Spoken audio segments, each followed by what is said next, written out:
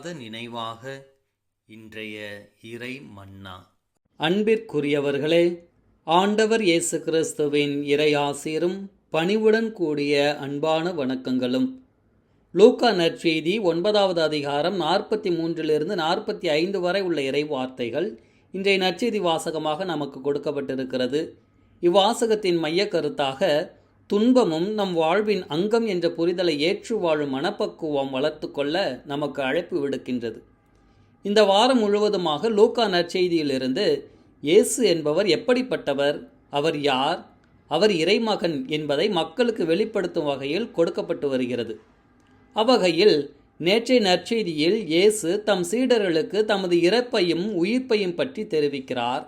ஆனால் அவர்களால் புரிந்து கொள்ள முடியவில்லை என்று சிந்தித்ததிலிருந்து அவருக்கு அருகில் அமர்ந்து இறைவேண்டல் செய்வது நமக்கு கொடுக்கப்பட்ட பாடமாக நேற்று சிந்தித்தோம். அத்தகைய சிந்தனையை ஒட்டியே இன்றைய நாளின் நற்செய்தி வாசகமும் நமக்கு அமைந்திருக்கிறது. இயேசு செய்த யாவற்றையும் பார்த்து அனைவரும் வியப்பு அடைந்தனர் என்ற வார்த்தையை நற்செய்தியாளர் இன்றைய நற்செய்தி வாசகத்தின் தொடக்கமாக பயன்படுத்துகிறார். இயேசு செய்த புதுமைகளை எல்லாம் கண்கூடாக ஒவ்வொரு நாளும் பார்க்கின்ற சீடர்கள் ஒருவிதமான மகிழ்ச்சியில் அவர்களுக்குள்ளே ஒரு விதமான எண்ணத்தையும் உருவாக்கி கொள்கிறார்கள். நாம் இவ்வாறாக வாழலாம், எல்லாம் வல்ல செயல்களையும் செய்ய வல்லவரோடு நாம் இருக்கையில் நமக்கு ஏன் கவலை என்று சந்தோஷத்திலும் ஆச்சரியத்திலும் இன்பத்திலுமே மிதக்கிறார்கள். உண்மைதான், 5000 பேருக்கு உணவளித்த புதுமை எளிதானதல்ல. காற்றையும் கடலையும் அடக்கிய புதுமை எளிதானதல்ல. நோயுற்றவர்களை குணப்படுத்துவது, அனைத்துக்கும் மேலாக இறந்தவர்களையும் உயிர் பெற்றல செய்வது என திக்குமுக்காட செய்ய வைத்துவிட்டது இயேசுவின் செயல்கள். அதனால் சீடர்கள் ஆச்சரியத்தில் இருப்பதில் வியப்பில்லை. ஆனால் இயேசு அவர்களின் மனநிலையை புரிந்து கொண்டு ஒரு நாணயத்திற்கு மறுபக்கமும் உண்டு என்பது போல வியப்பிலும் சந்தோஷத்திலும் உள்ளவர்களின் மனதை தனது மீட்பின் பாதை எப்படி இருக்கும், துன்பப்பட்டு இறந்து உயிர்த்தெழ வேண்டும் என்று அவர்களுக்கு வெளிப்படுத்துகிறார். அவர்களின் கவனத்தை திசை திருப்புகிறார். வேண்டுமென்றே இந்நேரத்தில் இச்செய்தியை அவர்களுக்கு சொல்லுகிறார். வாழ்வில் மற்றொரு பகுதியும் உண்டு.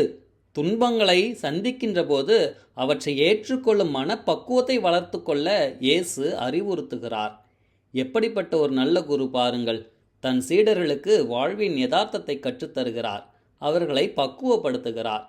என்னாங்க போங்க, நாங்கள் என்னமோ கஷ்டத்தையே பார்க்காத மாதிரியும் எப்போதும் சந்தோஷமாக இருக்கிற மாதிரியும் தான் நீங்கள் பேசுகிறீங்கன்னு நீங்கள் மனதில் நினைக்க வாய்ப்புண்டு.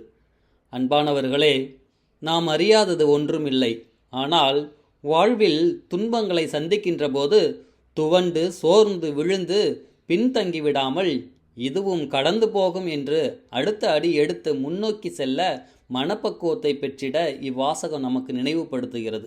நாம் சந்திக்கின்ற துன்ப வேளைகளிலெல்லாம் நம் நினைவுக்கு வர வேண்டியது, இயேசுவுக்கும் துன்பம் வந்தது, அவர் அதை நமக்காக ஏற்றுக்கொண்டார்.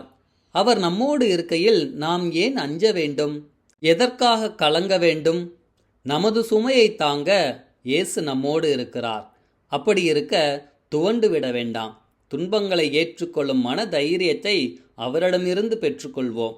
மேலும் துன்பங்கள் நமக்கு சில வாழ்வின் பாடங்களையும் கற்றுத்தருகிறது.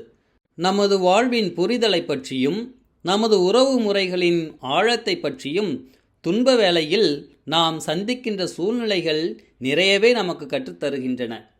அவ்வேளைகளிலெல்லாம் நாம் புரிந்து கொள்ள முடியாதவர்களாக, ஏன் எனக்கு மட்டும் அடிமேல் அடி விழ வேண்டும், எனக்கு மட்டும் மற்றவர்களைப் போல் மற்ற குடும்பங்களைப் போன்று மற்ற மனிதர்களைப் போன்று சராசரி வாழ்வு வாழ வேண்டும் என்ற ஆசை இருக்காதா என்று வாழ்வினை நொந்து புரிந்து கொள்ள முடியாமல் துவண்டு போகலாம்.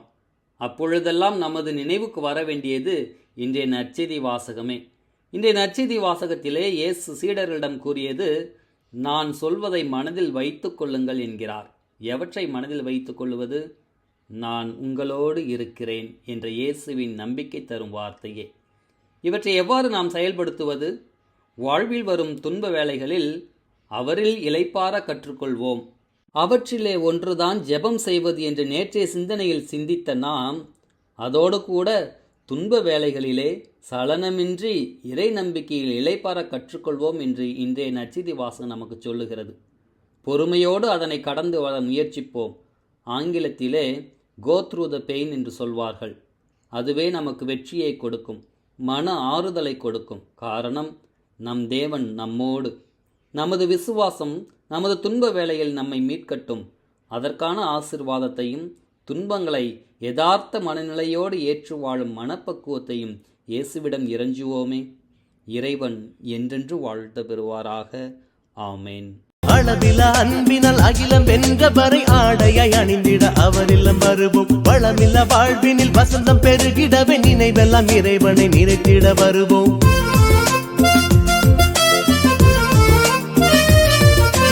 அளவில அன்பினால் அகிலம் வென்றவரை ஆடையை அணிந்திட அவர் இல்லம் வருவோம். வளமில்ல வாழ்வினில் வசந்தம் பெருகிடவே நினைவெல்லாம் இறைவனை நிறைத்திட வருவோம். அவரே நம் மீட்பு, நாமோ அவர் சாயல். அவரே நம் மீட்பு, நாமோ அவர் சாயல். இணையில்லா இறைவனின் இறையாசி பெற்றிட இணைந்திட மகிழ்ந்திட ஒன்றாய் கூடி வருவோம். இறைவனின் அகில சாட்சியாவோ ஒன்றாய் கூடி வருவோம். இறைவனின்